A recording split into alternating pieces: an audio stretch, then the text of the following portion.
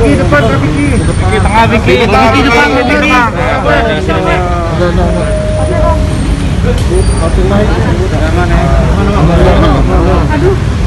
Ya, Bang. Mana nih? Gimana sidang hari ini? Ya, alhamdulillah ini sidang perdana akhirnya aku bisa datang langsung Agak keras, Om. Agak keras.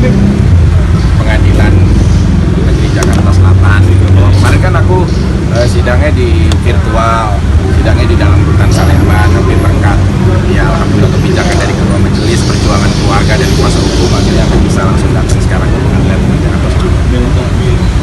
Tapi tadi udah sempet tegang-tegang nggak sih tapi juga di dalam satu gimana? Ya sih, karena kan memang banyak yang aku mau uraikan ya terwakilkan sama kuasa hukum ya semua.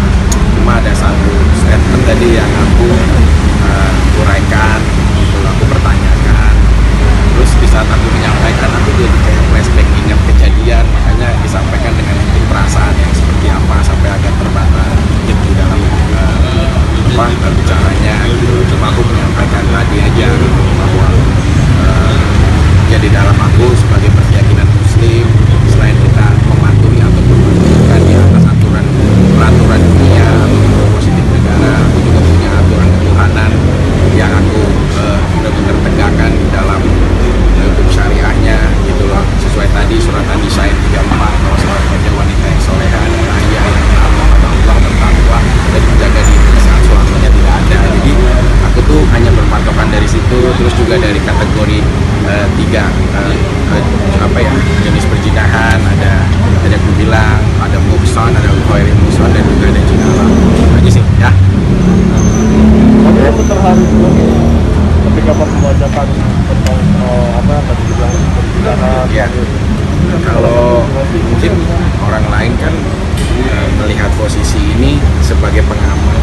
Kalau aku kan pelaku yang memang terjadi sebagai orang yang terlibat langsung di area itu gitu. Dan mereka nggak mungkin sama satu rasa dengan perasaan.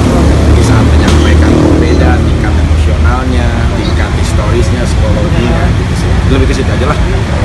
Terwakilkan nggak Bang? Tadi apa yang dijelaskan oleh saksi ahli? Jadi begini ya, pertama saya mau menjelaskan bahwa saksi ahli bahasa yang tadi yang hadir, pada saat saya tanyakan ada beberapa pertanyaan, misalkan Bapak di situ menyatakan melihat video, diperlihatkan video, melihat nggak? Jawabnya tidak. Kemudian dilihatkan SP3, dilihat nggak? Tidak.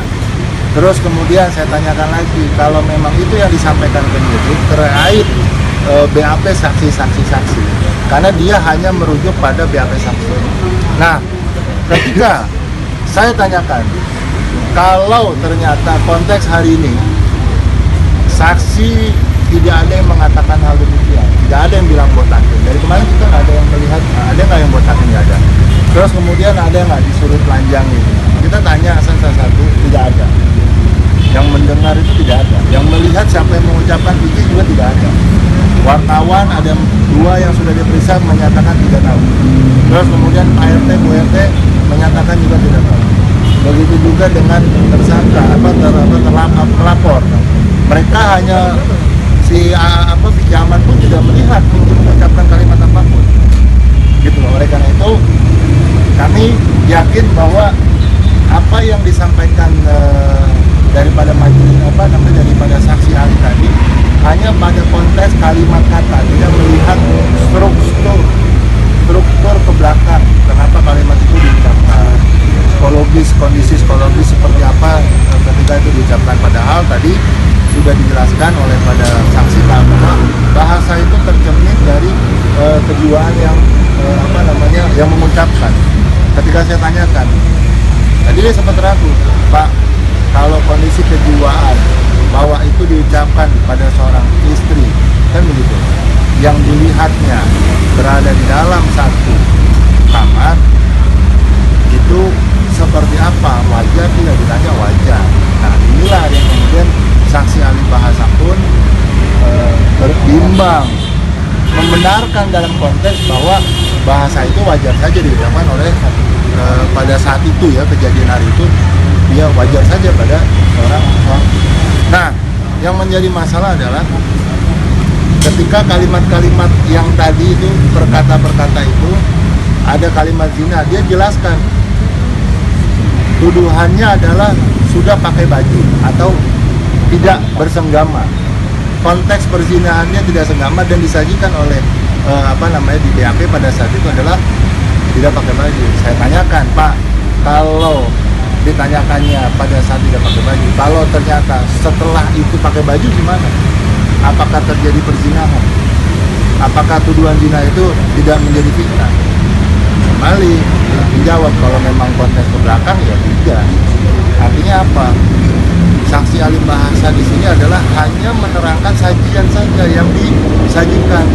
Bahkan saya tanyakan daripada pihak saksi sebagai bahasa ya. Ada BAP yang ternyata tidak ditandatangani pada